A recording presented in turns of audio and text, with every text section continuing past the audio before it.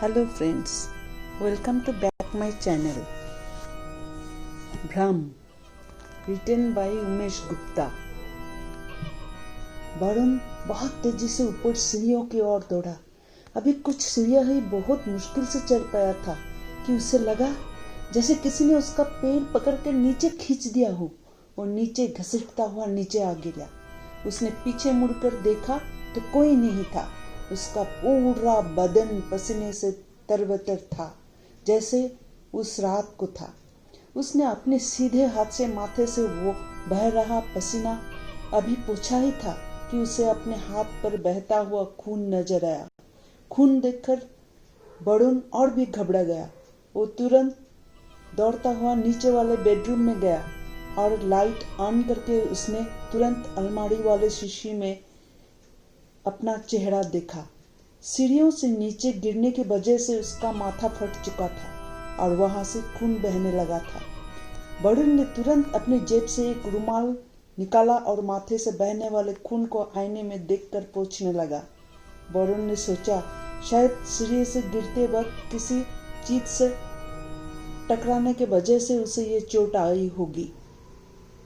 अभी वो अपने चोट की साफ कर ही रहा था कि आईने में उसे वो लड़की एक बार फिर नजर आई। उस लड़की ने सफेद फ्रिल वाला फ्रॉक पहन रखा था और उसके पूरे फ्रॉक पर खून के छींटे नजर आ रहे। वो उसके देखकर मुस्कुरा रही थी। वरुण और भी घबरा गया और उसकी हालत ऐसी थी कि काटो तो खून नहीं। उसने बड़ी हिम्मत करते हुए एक बार अपने पीछे मुड़कर देखा तो और भी हैरान हुआ क्योंकि इस बार वहां कोई नहीं था। जो सफेद फ्रॉक वाली लड़की उसे अलमारी वाले शीशे में साफ नजर आ रही थी वो तो कहीं नजर नहीं आ रही थी। अब वरुण ने फिर आईने की तरफ अपना रुख किया।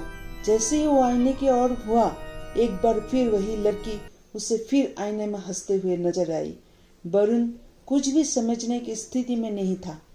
जो कुछ भी उसके साथ पिछले आधे घंटे से हो रहा था सब कुछ रहस्यमय था और यकीन करने की हद से बाहर था। लेकिन उसे लगी हुई चोट और सीढ़ियों से उसका गिरना सब कुछ स्वाभाविक नहीं था। कोई था जो यह सब कर रहा था और वो कोई और नहीं वही सफेद फ्रिल वाला फ्रॉक पहने हुए लड़की थी। वो बेहद डरावनी नजर आ रही थी।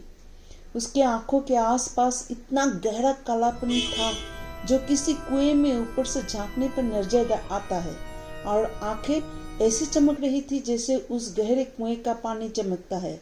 वरुण खुद को उन आंखों की पानी की गहराई में खुद को डूबता हुआ देख रहा था। उसके होंठ बेहद सुर्ख और लाल थे और होंठों के आसपास फैले थे जैसे कोई बच्चा शौक से लिपस्टिक को पोत लेता है। बिल्कुल ठीक वैसे ही उसने दोनों घुटनों के जगह जगह से छिले हुए थे और बाल बुरी तरह बिखरे जिन्होंने उसका आधे चेहरे को ढक रखा था। वो लड़की अब भी उसके पीछे खड़ी उसे देखकर मुस्कुरा रही थी। लेकिन इस बार वरुण ने पीछे मुड़कर देखने की हिम्मत ही नहीं की। उसकी दोनों टांगे डर के मारे कांप रही थी। इससे पहले वो अपने लिए कुछ कर पाता तभी अचानक बिजली चली गई और पूरे कमरे में अंधेरा छा गया। उसने तुरंत दौड़कर पास के ही दराज से टॉर्च निकालना चाहा, लेकिन इसी कोशिश में वो लड़खड़ा कर गिर पड़ा। इससे पहले कि वरुण संभल पाता किसी ने उसके घुंघराले बालों को कसकर पकड़ा और उसे खींचकर ऊपर की ओर जाने वाली सीढ़ियों की तरफ ले जाने लगा। वरुण चीखता चिल्लाता रहा लेकिन वहां उसकी आवाज सुनने वाला कोई नहीं था। अचानक किसी चीज की गिरकर टूटने की आवाज आती और वरुण की नींद टूट जाती। वरुण घबराकर अपने आसपास देखता है तो वो खुद को बिस्तर पर ही पाता है। तो फिर क्या मैं सपना देख रहा था?